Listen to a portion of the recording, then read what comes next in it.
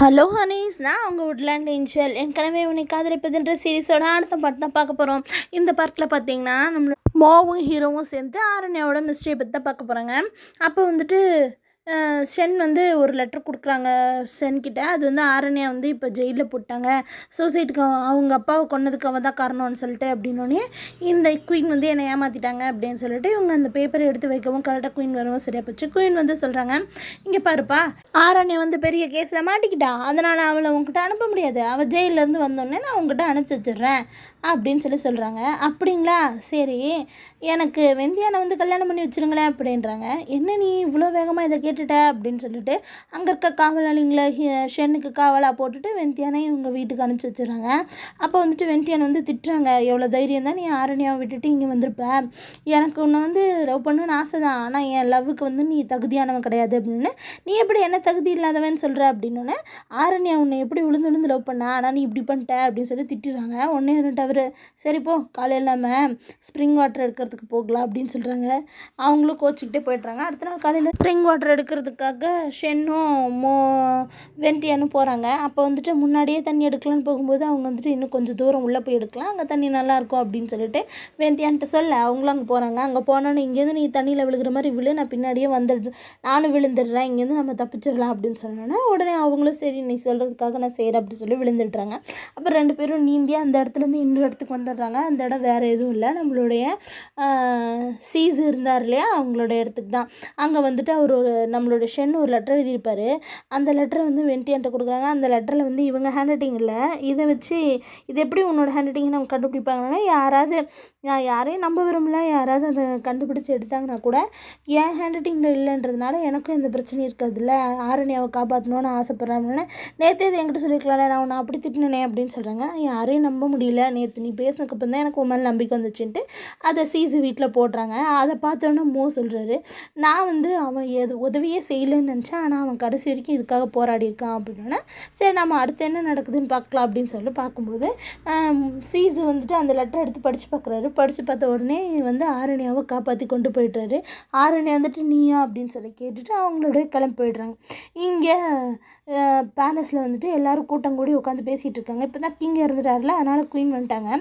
பேசிகிட்டு இருக்கும்போது ஒருத்தவங்க வந்து சொல்கிறாங்க, இந்த ஆரண்யா வந்து தப்பிச்சிட்டாங்கன்ட்டு. அவங்க நேராக வந்து ஷென் கிட்ட தான் வந்து சண்டை போடுறாங்க. இப்போ அவள் தப்பிச்சிட்டாலுமே உனக்கு ஸ்டேஞ்சாக இல்லை அப்படின்னா, நான் என்னத்தை சொல்ல, நானே அமைதியாக உட்காண்ட்ருக்கேன் அப்படின்றாங்க. உடனேட்டு அவளை நான் உன்னை தாண்டா கேட்பேன் அப்படின்ற மாதிரி அந்த அம்மாவும் கத்திட்டு அங்கே வந்து போயிடுது.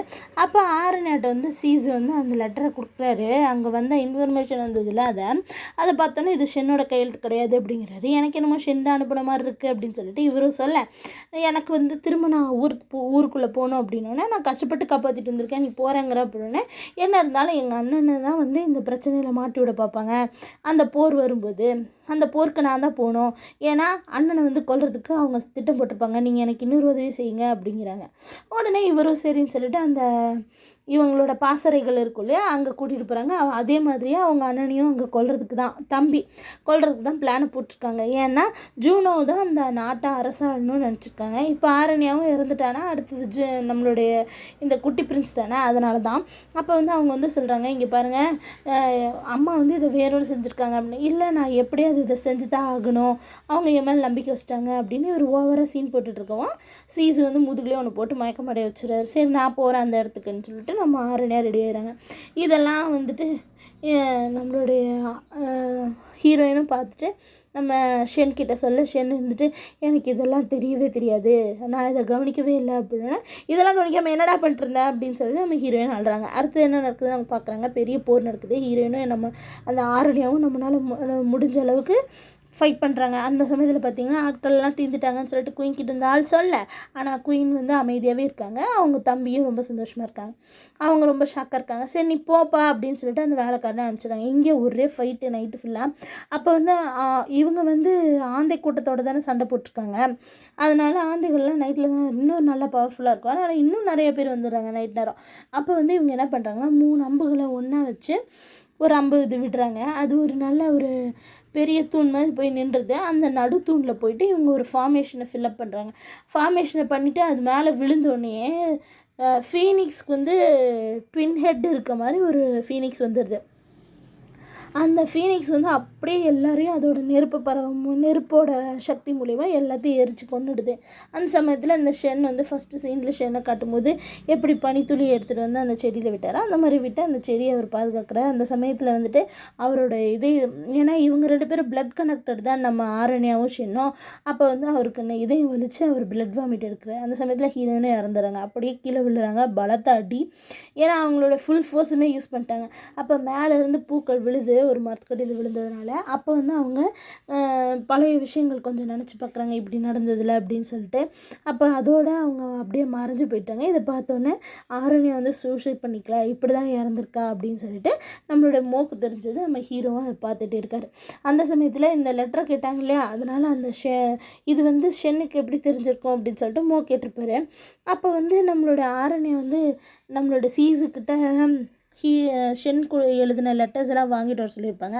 அதை அவங்க வாங்குறதுக்கு வரும்போது இப்போ தான் வந்து ஷென்னை வந்து சீஸு திட்டுறாரு. உனக்கு என்ன நடந்ததுன்னே தெரியாதாடா, ஏன்டா இப்படியெல்லாம் பண்ணுற அப்படின்னும்போது, நான் தான் அவளை காப்பாற்ற சொல்லி உங்களுக்கு லெட்டர் போட்டேன், அப்புறம் என்ன அப்படின்னோடனே, என்னது நீ லெட்டர் போட்டியா, ஏன் ஹேண்ட் ரைட்டிங்கை கொஞ்சம் மாற்றணுன்னு உங்களுக்கு மறந்துருச்சா அப்படின்னோடனே, இல்லை ஆரண்யா இறந்துட்டா அப்படிங்கிறான். என்னது ஆரண்யா இறந்துட்டாடா, போய் சொல்லாதீங்கன்னா உண்மையாகவே இறந்துட்டா.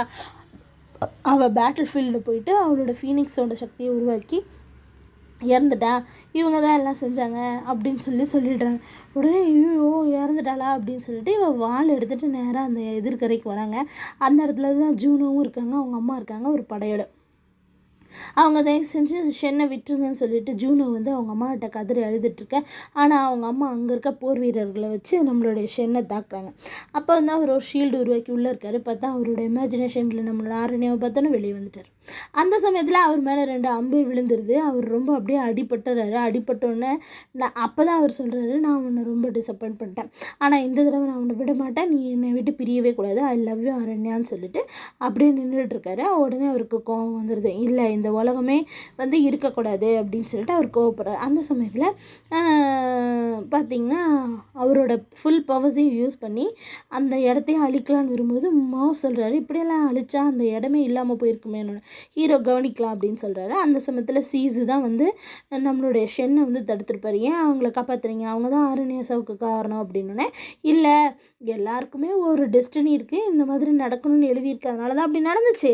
நீ வேணா நான் உனக்கு ஒரு வாய்ப்பு தரேன், நீ உன்னோட ஃபுல் பவர்ஸையும் யூஸ் பண்ணி நீ இதை ஒரு ஃபார்மேஷனை ரெடி பண்ணினா உனக்கு ஒரு லேம்ப் தருவேன், அந்த லேம்பை வச்சு நீ கொஞ்சம் வருஷம் காத்துட்டு இருந்தீங்கன்னா ஆரண்யா உனக்கு திரும்ப கிடப்பா அப்படின்னா அவர் ஃபுல் ஃபார்மேஷனை யூஸ் பண்ணுறாரு. ஃபுல் சக்திகளையும் பயன்படுத்தி இத்தனை நாள் அவர் என்னென்ன கல்டிவேஷன் பண்ணாரோ அந்த பவர்ஸை யூஸ் பண்ணி ஃபுல்லாக அங்கே ஒரு பனியான ஒரு காலநிலையை மட்டும் கொடுத்துட்றாரு. அப்போ அவங்க சொல்கிறாங்க, இந்த கோல்டும் ஃபியரும் தான் உங்களுக்கு வாழ்நாள் முழுக்க இருக்கணும் அப்படின்னு சொல்லிட்டு.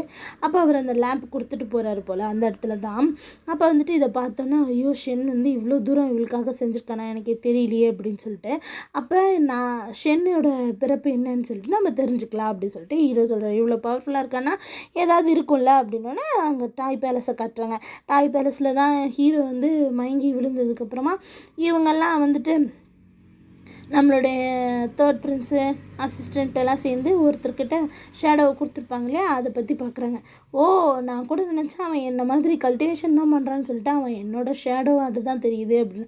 அப்போ ஆரண்யாவும் அப்படி தான் இருப்பான்னு நினைக்கிறேன் அப்படின்னு சொல்லிட்டு அவர் அந்த பவர்ஸை திரும்ப யூஸ் பண்ணி அந்த மேஜிக்கல் மிரரில் பார்க்கும்போது அது வந்து சின்சுவை காட்டுது. என்னது சின்சுவை காட்டுது, அப்போ ஆரண்யாவும் ஷேடோ தானே? ஆமாம் அப்படின்னு சொல்லி சொல்கிறோம். அப்போ வந்து அந்த ஷேடோவில் வந்துட்டு என்ன பேசிக்கிறாங்க அப்படின்னா, அதுதான் அந்த டெஸ்டினி லார்டு வந்து கேட்டிருப்பார்ல அன்னைக்கு நடந்தது வந்து தெரியுதா, ஹீரோக்காக எது வேணாலும் செய்வேன் அப்படின்னு சொல்லிட்டு. அதே சமயத்தில் ஹீரோயின் இங்கே பார்க்குறாங்க, அவனை உண்மையாலுமே பியூராக லவ் பண்ணியிருக்கா, ஹானஸ்ட்டாக லவ் பண்ணியிருக்கா, நீ ஏன் இப்படியெல்லாம் பண்ணிட்ட, அவள் வாழ்க்கை இப்படி சுக்குநூறாக போயிடுச்சு அப்படின்னு சொல்லும்போது திடீர்னு பார்த்தீங்கன்னா இந்த மாதிரி அரசர் இறந்துட்டாருன்றது வருது. என்ன இவ்வளோ சீக்கிரமாக நியூஸ் வந்துருச்சுன்னு சொல்லிட்டு இவங்க 2 பேர் ஷாக் ஆனாலும் சரி பரவாயில்ல நான் போய் பார்க்குறேன் அப்படின்னு சொல்லிட்டு வந்து பார்க்குறாங்க. பார்த்தோன்னே சந்தி வந்து நான் இல்லைன்னு சொல்லிட்டு அழுதுட்டுருக்கா. தம்பி அங்கே முட்டி போட்டு உட்காந்துருக்கா, அம்மா அழுதுட்டுருக்காங்க. இதை பார்த்தோன்னே வந்துட்டு இவளும் இருந்து சரி என்னாச்சு அப்படின்னு சொல்லி கேட்டுட்ருக்கா. அப்போ வந்து நம்மளுடைய ஷென் வந்து அந்த லேம்பை வந்து சரி பண்ணிகிட்ருக்க, உடனே அவங்களோட அசிஸ்டண்ட் இருப்பாங்களே அவர் வந்து சொல்கிறார் இந்த மாதிரி போர் ஆரம்பிச்சிருச்சுன்ட்டு. ஆரண்யா எங்கே போச்சு, ஏதோ ஆரண்யாவுக்கு பிரச்சனைன்னு சொல்லிட்டு வந்து பார்க்க கரெக்டாக இவங்கெல்லாம் வந்து அவளை ஜெயிலில் போட பிடிச்சி வைக்க நம்ம ஷென் வந்து அங்கேருந்து காப்பாற்றிட்டு நேராக பேட்டில் ஃபீல்டுக்கு கூட்டிகிட்டு போயிட்டாரு. ஏன்னா அங்கே தானே ஃபைட்டு, அதனால தான். இப்போ பார்த்தீங்கன்னா ஹீரோவும் மோவும் முடிஞ்ச அளவுக்கு எல்லா சீன்ஸையும் பார்த்துட்டு சரி இப்போ ஆரண்யாவுக்கு ஏதாவது பிரச்சனையாக இருக்க போதா நம்ம போய் பார்க்கலாம் அப்படின்னு சொல்லிட்டு வராங்க. சாச்சாட்ட வந்து ஹீரோயின் எங்கன்னு கேட்டால் இந்த மாதிரி கிங் இறந்துட்டாரு அதனால் கொண்டு போயிட்டாங்க, போச்சு ஏதோ பிரச்சனை அப்படின்னு சொல்லிட்டு எல்லாமே வேகமாக நடக்குது அப்படின்னு சொல்லி வந்து பார்க்கலான்ட்டு வராங்க. அந்த சமயத்தில் ஹீரோயினை பேலஸில் வந்து பார்த்தா ஹீரோயினை காணோம். கேட்டால் ஷென்னு கூட்டிகிட்டு போயிட்டா பேட்டில் ஃபீல்டுக்குன்னு சொல்கிறாங்க.